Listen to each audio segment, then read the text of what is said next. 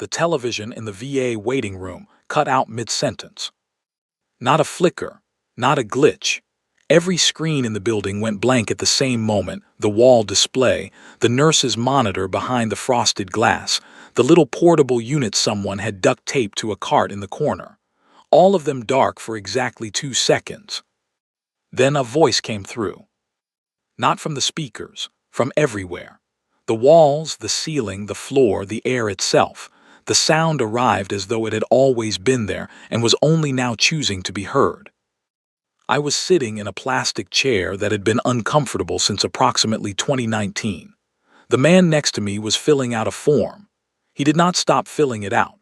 His pen kept moving across the paper in small, careful strokes while the voice spoke, and I remember watching his hand and thinking that there was something very honest about that. The voice was calm. It was polite in the way that people are polite when they have already made a decision and are only informing you of it now as a courtesy. It said in perfect English, and simultaneously we would later learn in every other language spoken on Earth, that the Vorath had arrived, that they had assessed our world, that they were offering us 48 hours to transmit a signal of formal surrender, after which they would proceed. It did not say proceed with what. It did not need to. The tone carried it. The voice said they had done this 212 times. They had never needed to repeat themselves. Then the screens came back on, and the court show resumed, and the man next to me turned his form over to the second page. I sat there for a moment. My dollar was still stuck in the vending machine across the room. It had eaten it 3 minutes before the broadcast and given me nothing in return, and I was still quietly furious about it. I looked at the machine. I looked at the screens. I looked at the man still filling out his paperwork.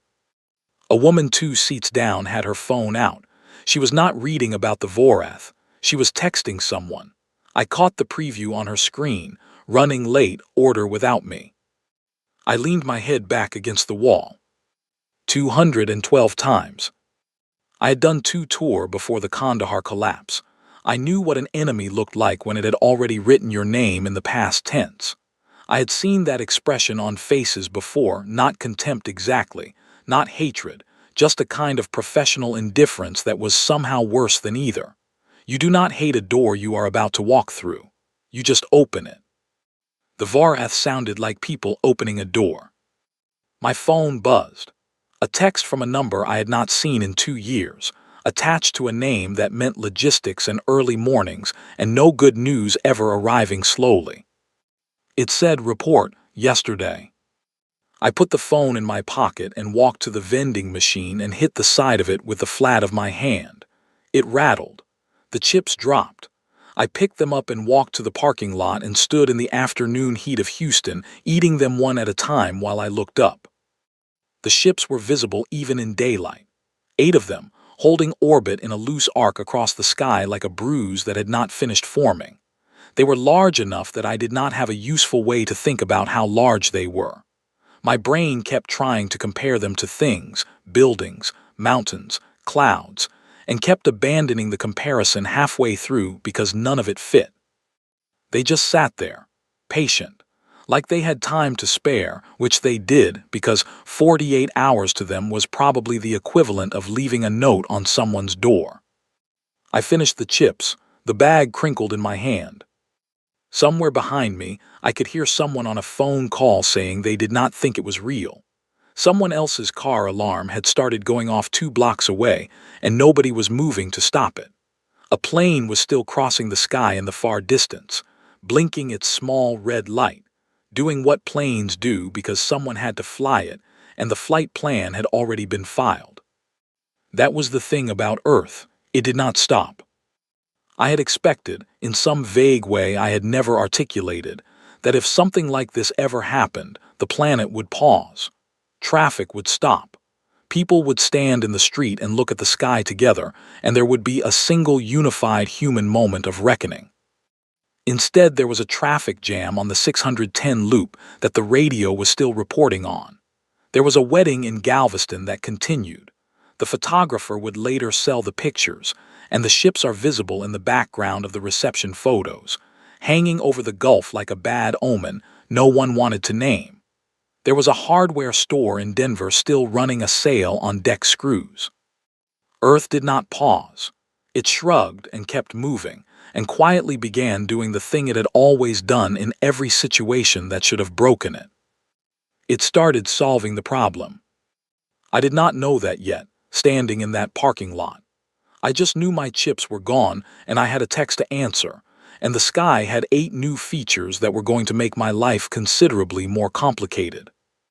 I got in my car, turned the key. The radio came on. Some news anchor was trying to explain what the Voreth were using vocabulary that clearly did not stretch far enough. I turned it off. The drive to base took 40 minutes through traffic that moved the way Houston traffic always moves, which is poorly and with commitment. I passed a billboard advertising a car dealership, an election sign for someone I had not voted for, a gas station where a man was filling his tank and staring at the sky over the roof of his car with one hand still on the pump. He was not panicking, he was just looking. That was the thing I kept coming back to, the whole drive. Nobody was panicking. Not really. There was noise and confusion and 100 news alerts lighting up every phone in the country. But underneath it something was happening that I recognized from a different context, from the particular silence that falls over a unit when the situation has gone bad enough that the fear burns off, and what is left is just work. Earth was starting to work. I reported to the refinery outside Galveston at 1900 hours. The gate guard checked my ID and waved me through without looking up from his screen, where a news feed was running. His coffee was next to the keyboard, still steaming. I parked, got out. A sergeant I did not recognize pointed me toward a converted warehouse that smelled like industrial solvent and old ambition. Inside, there were maps on every wall, a communications array that looked like it had been assembled by someone who had watched a lot of instructional videos, and 37 people who all had the same expression I recognized from the parking lot. Not panic, not heroism, the specific face of people who had looked at a bad problem and decided, without discussion, that they were going to pick it up.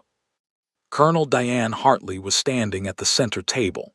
She had a coffee in one hand and a pen in the other, and she looked like someone had interrupted her in the middle of something she was already doing, which was exactly the impression she always gave.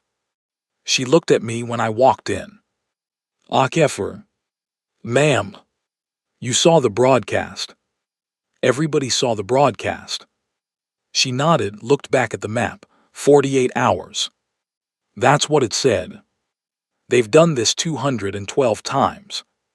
212 times they weren't here, I said. She looked at me again. Something in her expression shifted, not quite a smile, not quite agreement, but something in the neighborhood of both. Get a coffee, she said. We have work. I got a coffee. It was terrible. I drank all of it. Outside, the ships held their orbit, patient and bright and thoroughly unbothered, hanging over a planet that was still, somewhere, filing paperwork. God and government both owed me at this point. I figured I might as well start collecting. The Voreth file on humanity was thorough. I read the leaked translation 3 days into our posting at the Galveston refinery. One of our signals people, a woman named Claire Dobbins who had transferred from a cybersecurity unit and wore the same gray hoodie every single day, had pulled it off a frequency they had apparently not bothered to encrypt, because why would they? They had never needed to hide their math before. The file was 62 pages. I read all of it. It was accurate. That was the first thing I noticed, and it sat in my stomach in an unpleasant way. They had our nuclear capability down to within a 12% margin. They had our conventional military strength cataloged by continent, by unit type, by estimated response time. They had civilian population distribution, infrastructure maps, power grids, satellite networks. They had economic data. They had.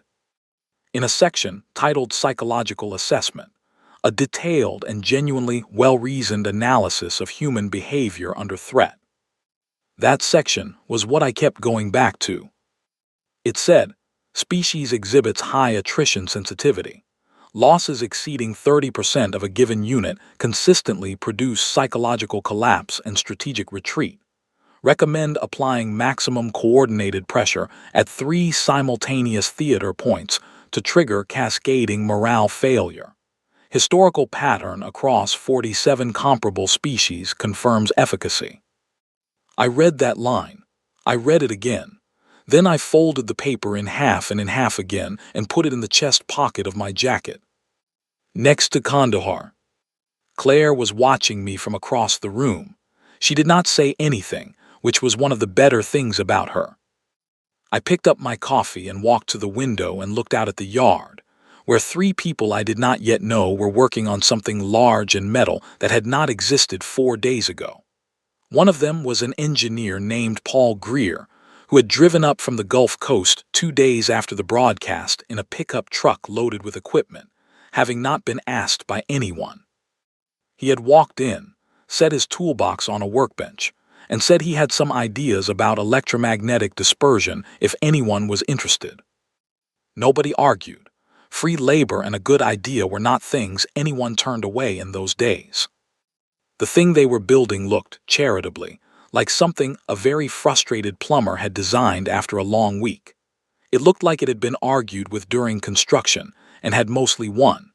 It had 3 separate components that did not appear to belong together, and a wiring harness that Paul had described as an elegant solution, and that everyone else described using different words. It worked better than anything in the Voreth file.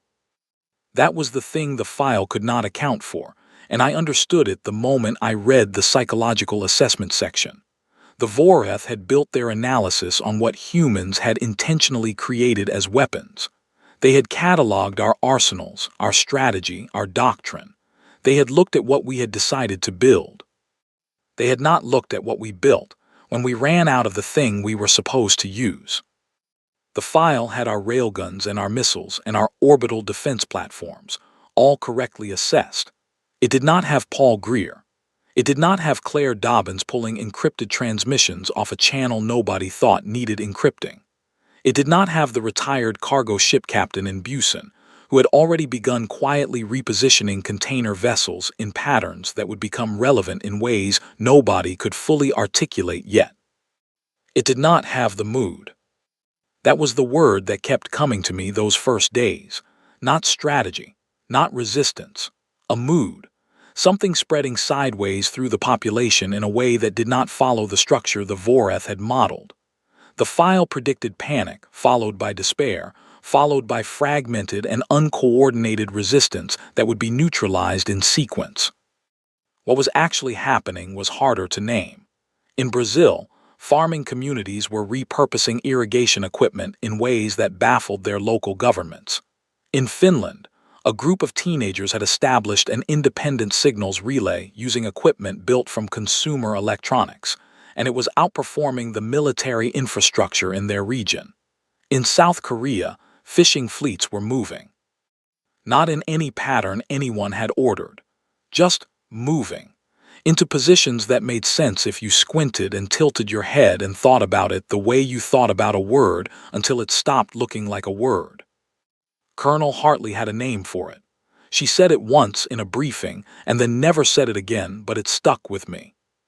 She called it the shape of a species that had been failing at things for its entire history and had gotten very, very good at the moment after failure. I thought about the Voreth file and its 30% threshold, and I thought about Kandahar, where we had kept going at 60%, at 70%, because there had been nothing else to do and stopping had not been an option that presented itself as real. I thought about the specific, quiet, slightly unreasonable decision that had been made in that moment, not heroically, not with any great intention, but simply because the problem was still there, and we were still present, and so the work continued. The file had that wrong, not the numbers. The numbers were right. The assumption behind the numbers was wrong. 30% losses did not produce collapse. They produced a gear shift, something quieter and more dangerous than the original effort. I did not write this down anywhere. It felt like the kind of thing that only remained true as long as you did not examine it too closely. Our unit got its first confirmed anomaly report from the Voreth on day 4. Claire translated it off the same frequency as the file. It was short. It said, primitive units advancing into engagement zones after 40% confirmed losses. Command structure appears operational.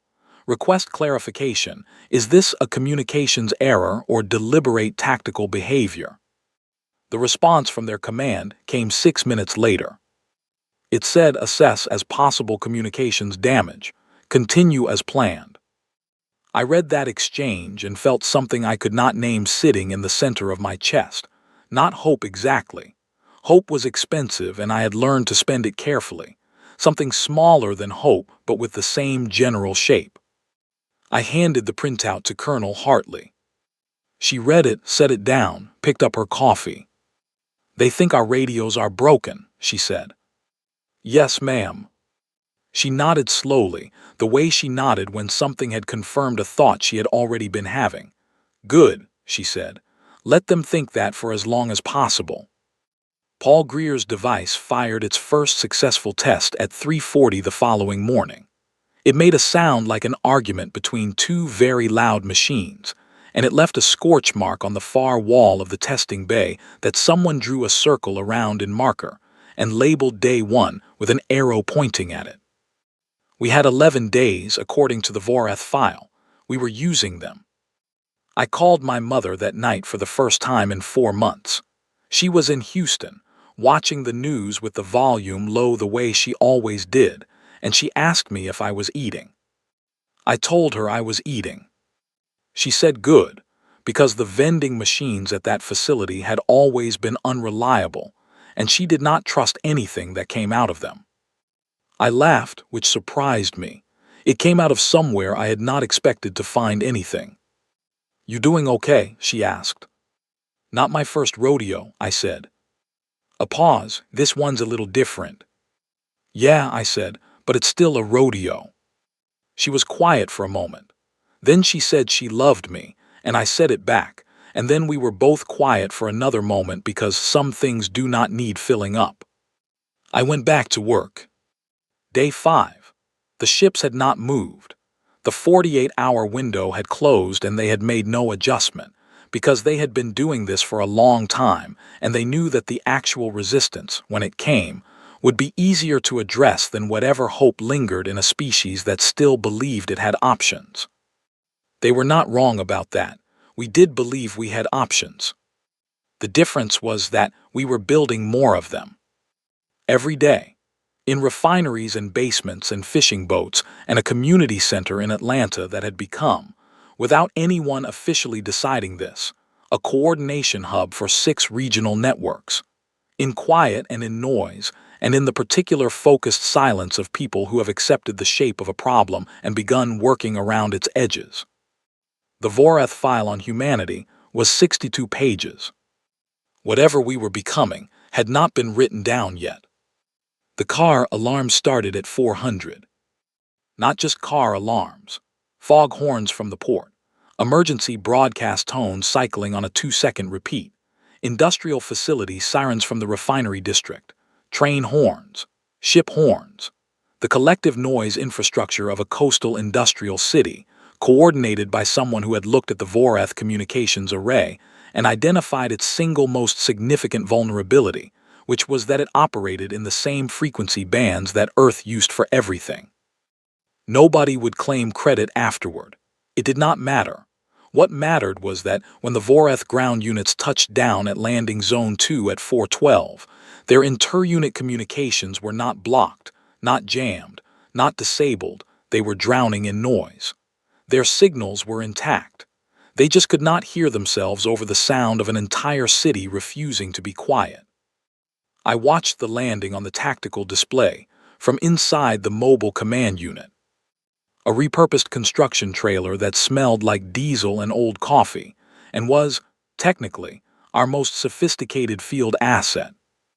Cool, said Claire Dobbins from the signal station, watching the frequency display go red across every Voreth band simultaneously. She was eating a granola bar with one hand and adjusting the display with the other. Cool, cool, cool. The first units hit the ground and moved the way everything about them moved, with the particular, unhurried precision of something that had done this exact sequence of events 212 times, and had no expectation that this one would be different. They were extraordinary. I want to be clear about that because the accurate version of what happened requires accuracy about what we were facing. The Voreth ground soldiers moved faster than they should have been able to move at that size. Their coordination was seamless in a way that had nothing to do with communication. It was structural, built into how they operated, so that the signal noise slowed them without stopping them.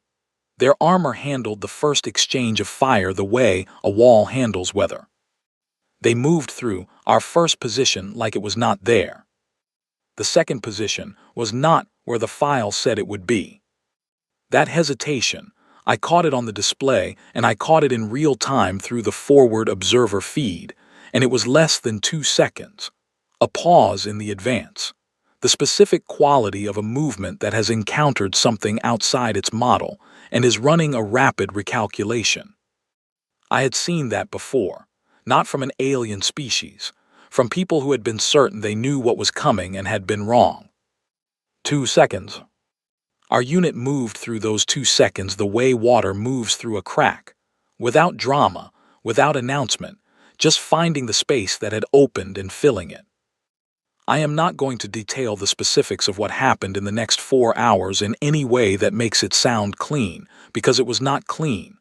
The Voreth recovered from their 2-second hesitation, and they adapted, and what followed was the kind of engagement that does not read well in any format. We lost people. Named people. People who had been in that construction trailer 12 hours earlier drinking bad coffee and making the specific, bleak humor that people make when they have decided to keep going anyway. I am not going to name them here because the naming is private and belongs somewhere other than this account.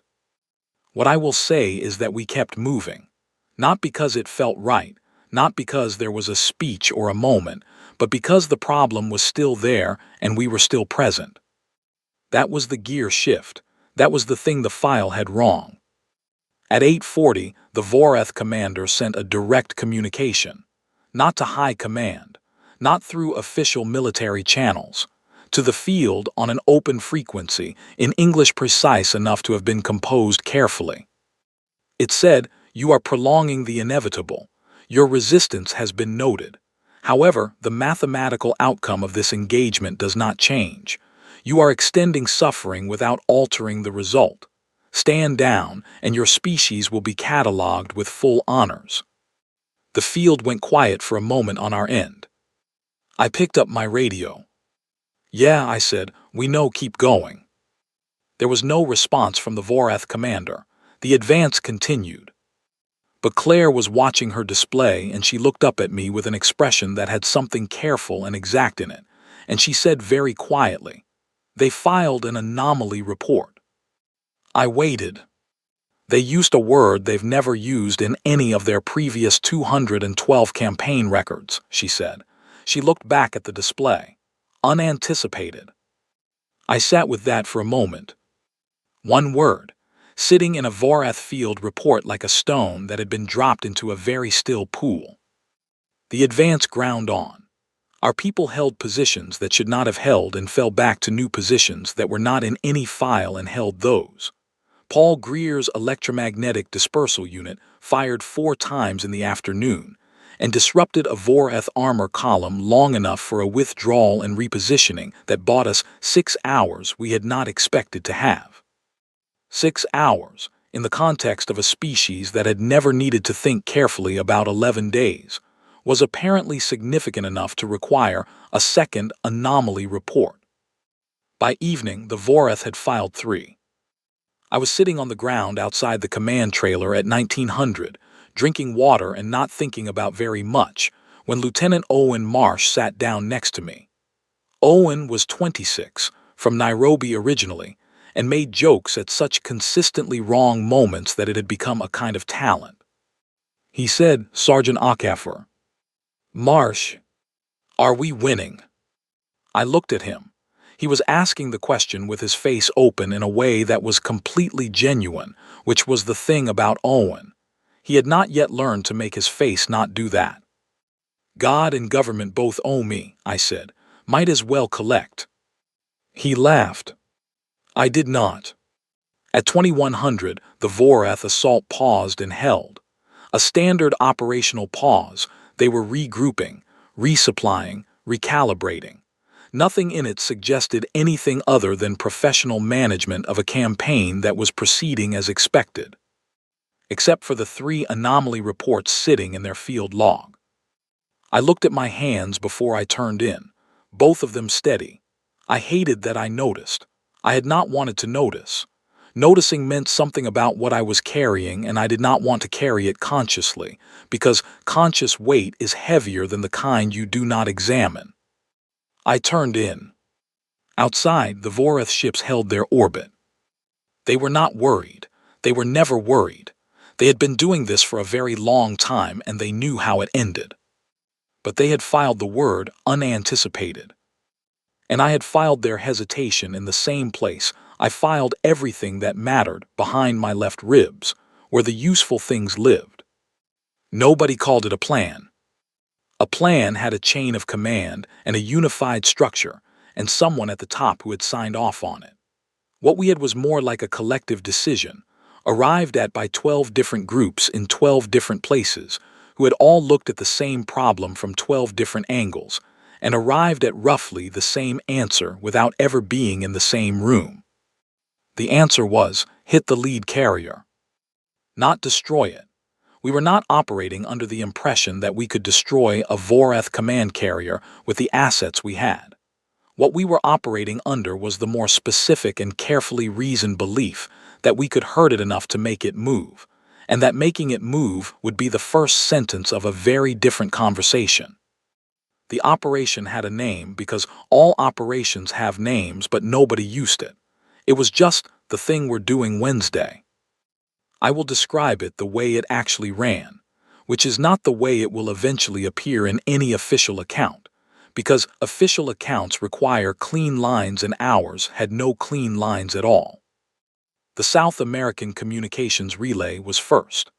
A network of 73 civilian repeater stations that had been quietly interconnected over 8 days by a group of engineers operating out of a rented warehouse in Sao Paulo, running on a frequency allocation that the Vorath had assessed as non-military and therefore not worth monitoring.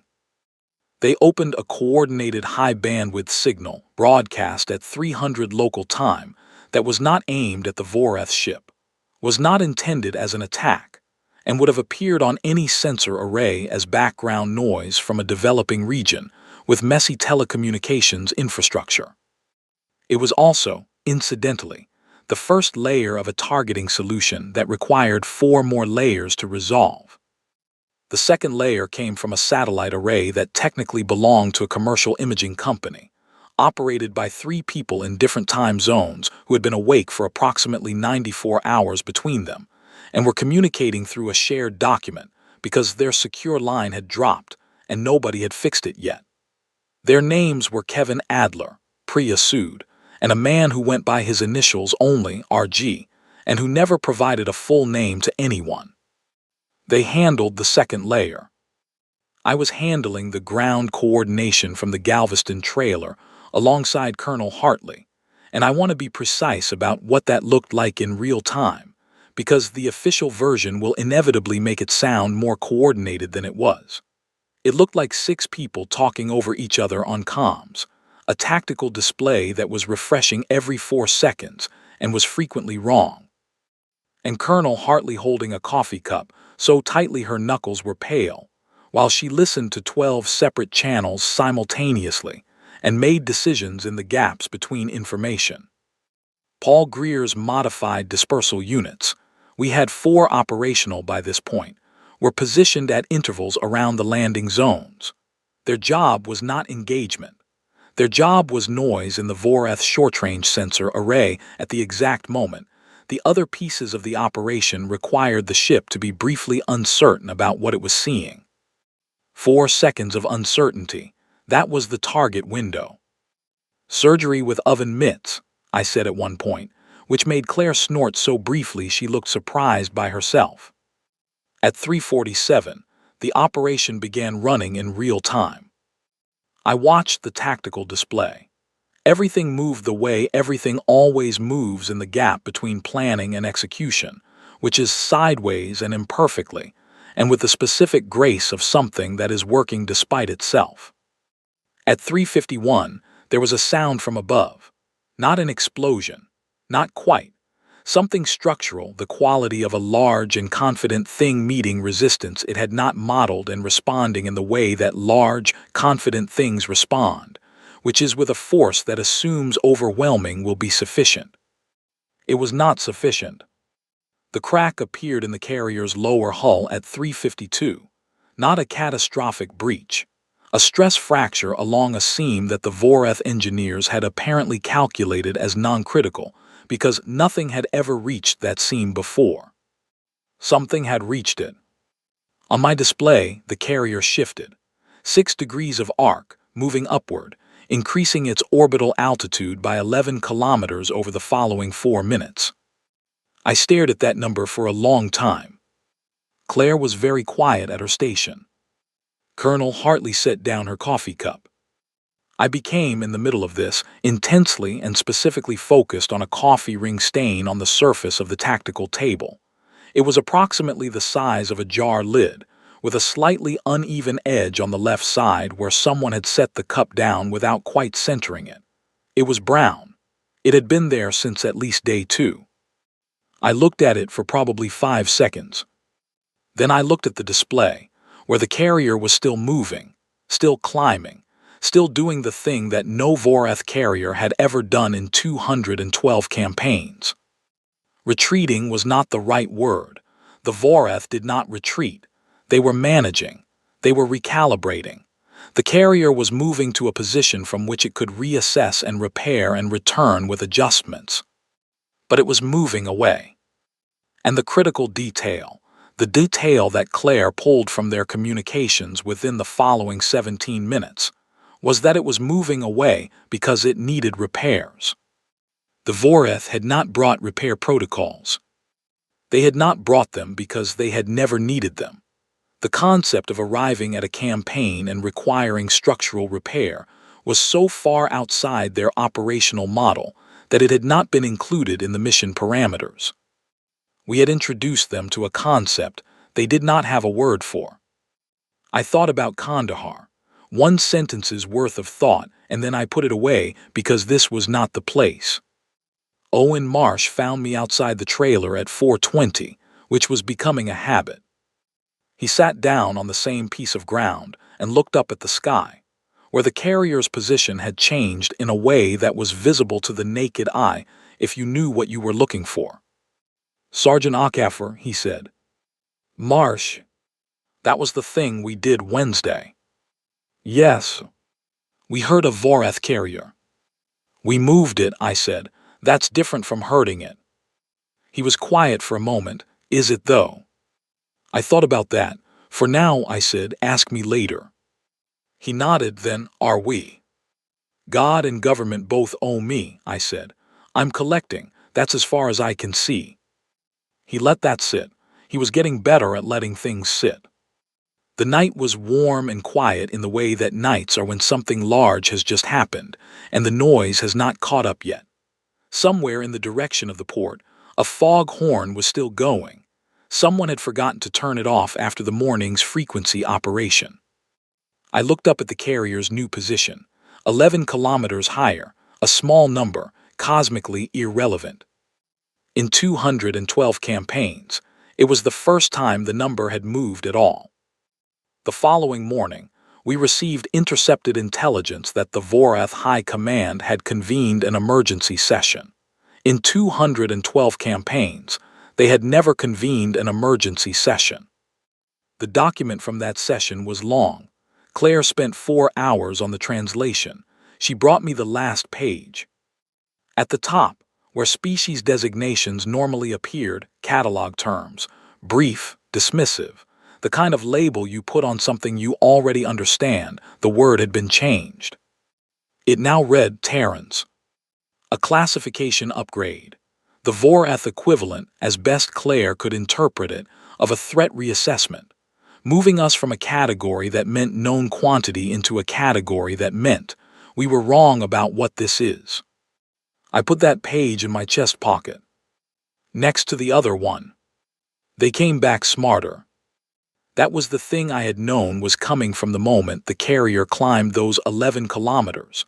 The Voreth had not survived 212 campaigns by failing to update.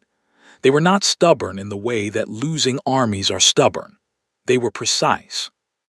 When they recalibrated all the way down, reworking their approach at the structural level the way you rework an engine when a part has failed, not just replacing the broken piece, but examining everything the broken piece had touched.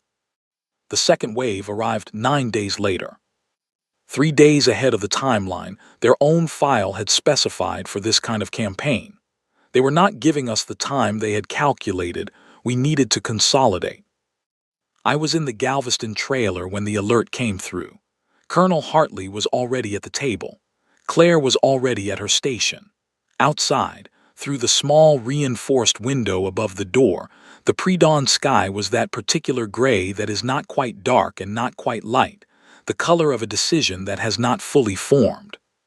"Here we go," said a communications officer named Dale Hutchins, who was 29 and from Bristol, and had a habit of stating the obvious at critical moments in a way that was somehow both annoying and reassuring. The first 30 minutes were the worst 30 minutes. The Voreth had countered everything. Not just our specific operations, our general approach. They had modeled the improvisation. They had looked at what we had done and identified the pattern underneath it, the structural tendency toward lateral thinking and repurposed equipment and asymmetric timing, and they had built responses for each of those tendencies. When our frequency noise operations began, they had a filter. When our dispersal units fired, they had a shielding protocol.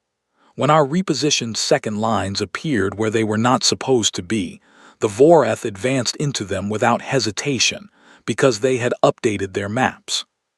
For 30 minutes, everything we tried met a wall. Not a hesitation, an answer. I watched the display. I watched our positions give way. I watched the numbers that the Voreth file said would produce collapse moving toward their threshold in real time, and I felt the cold, specific, familiar knowledge of a situation that has exceeded its parameters sitting in the center of my chest. My left hand had been giving me trouble since the previous day, something with the grip, a signal interruption I had been knotting and not reporting because there was nothing to be done about it in the middle of this, and reporting it would only reassign me to something administrative, which was worse than useful pain. I held my radio with my left hand and let the pressure of it tell me it was still there. "They've closed everything we opened," Dale said. "I can see that," I said. "So what do we?" "We find what they didn't close," said Claire, without looking up from her station. She was right. That was the thing about counters. A counter was not a wall. A wall existed everywhere. A counter existed where the person building it had thought to put it, which meant the shape of the counter also revealed the shape of what they had not thought of. The Voreth had countered our improvisation. They had not countered what came after the improvisation was countered. We did not have a word for it either. It was not stubbornness. It was not desperation. It was something that had been ground into our operational approach over so many years of doing the wrong thing in the right direction that it had become structural. The specific capability to look at a closed door and start investigating the wall. Lieutenant Owen Marsh had an idea at the 40-minute mark.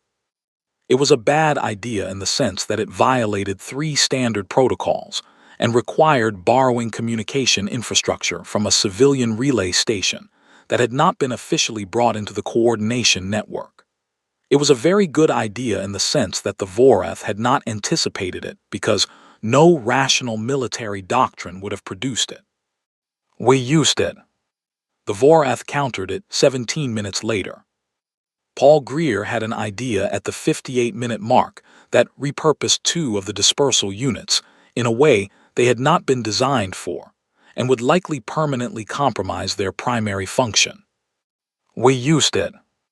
The Vorath countered it 14 minutes later. This is the part that is hardest to explain to someone who was not in it, because from the outside, from the Vorath perspective, what was happening was a sequence of failed attempts. They countered and we fell back, and they advanced and we lost ground.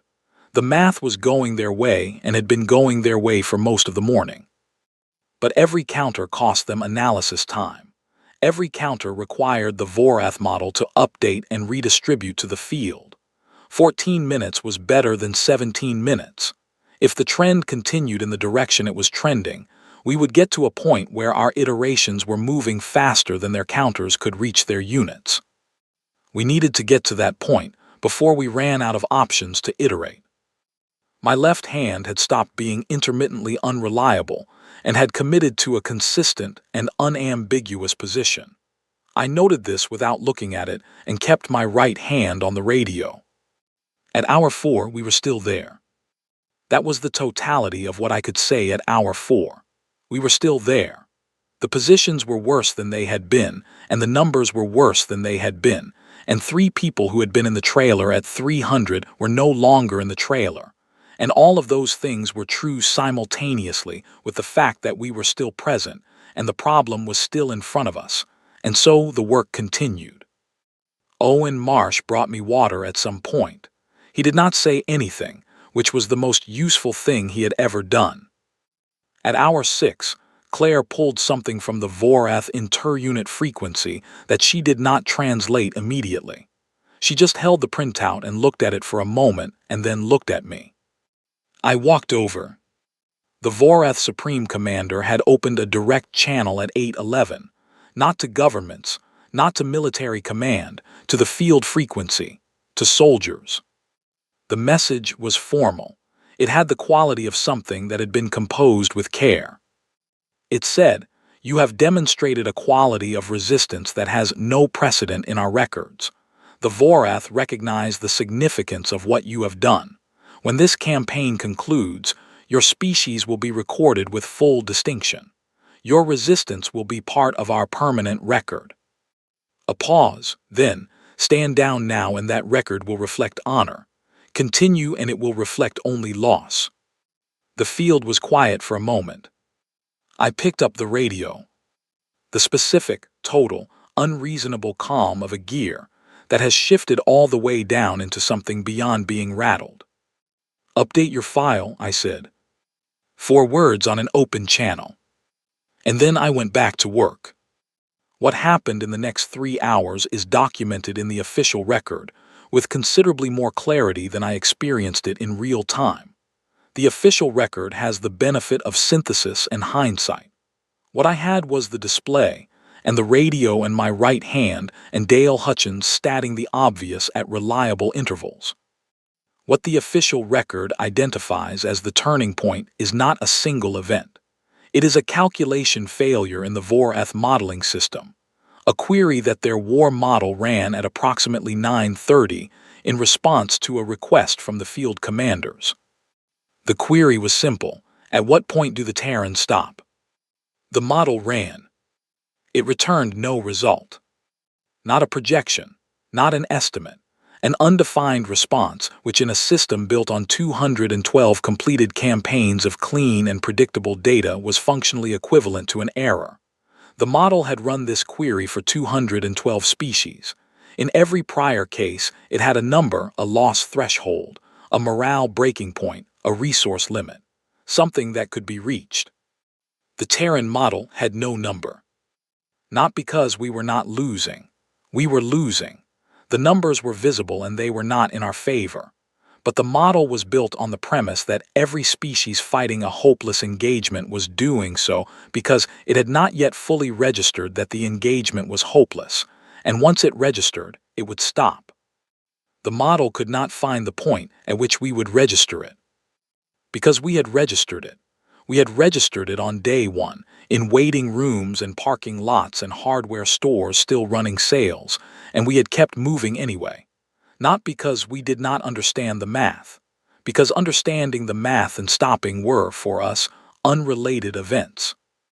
The Voreth field commanders received the model's undefined response at 9:34. At 9:41, the first Voreth unit pulled back from an advance it had the numbers to complete. Not because we had stopped them, because the calculation had failed, and operating without a calculation, for the Voreth, was like operating without a map, possible, theoretically, but not something they had practiced. At 10:12, the second unit pulled back. At 10:43, the directive came from the Voreth Supreme Commander.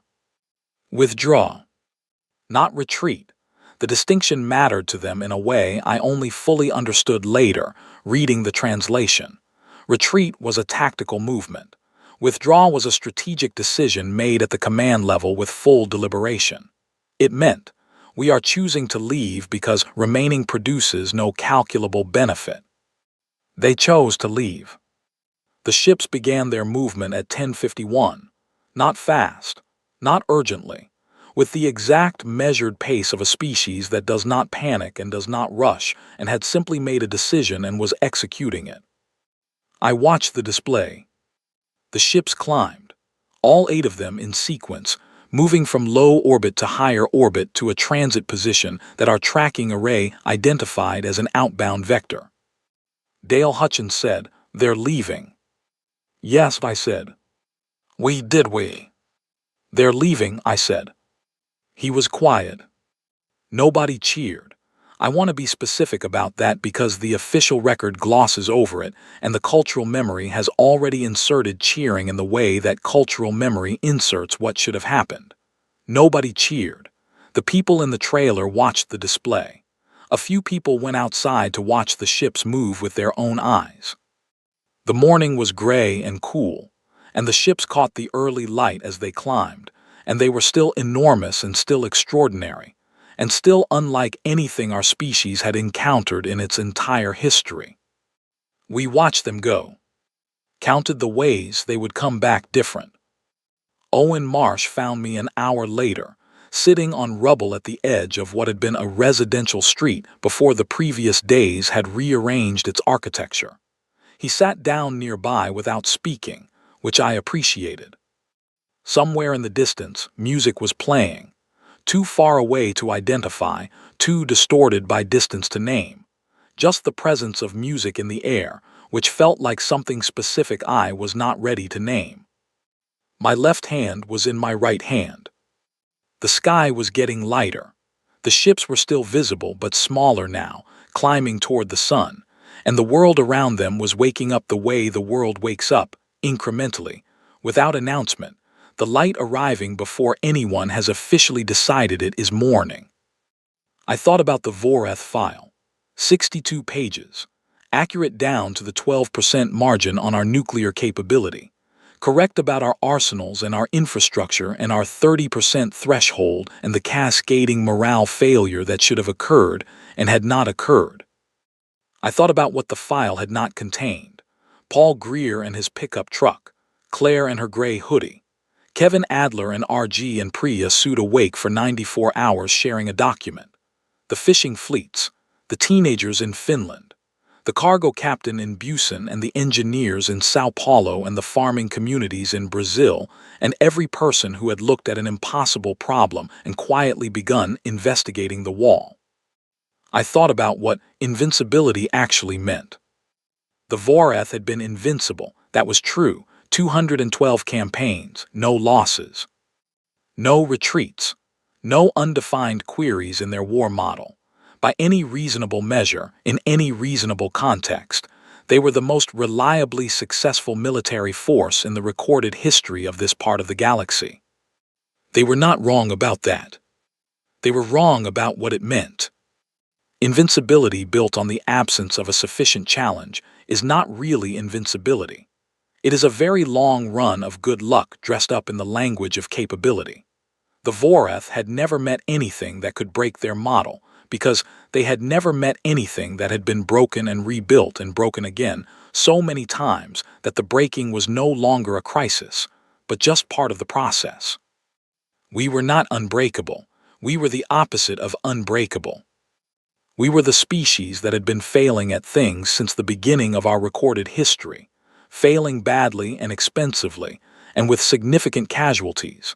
And then the next morning or the next generation or the next iteration had gotten up and gone back to the problem, not because it felt possible, but because we did not have a good internal system for accepting that it was not. The Voreth had a model for enemies who fought until they broke. They did not have a model for an enemy that was already broken and was fighting anyway, not in spite of the breaking but in some way that used it, that had made the breaking into something structural, something that made each iteration cheaper and faster and harder to account for. That was not something you could write down in 62 pages. That was not something you could file under psychological assessment. That was just us. Messy, inconsistent, unreasonable, expensive, absolutely convinced that the next attempt would be the one that worked even when every prior attempt suggested otherwise. The sun came up. Owen Marsh said quietly, "Do you think they'll come back?" I looked at the horizon.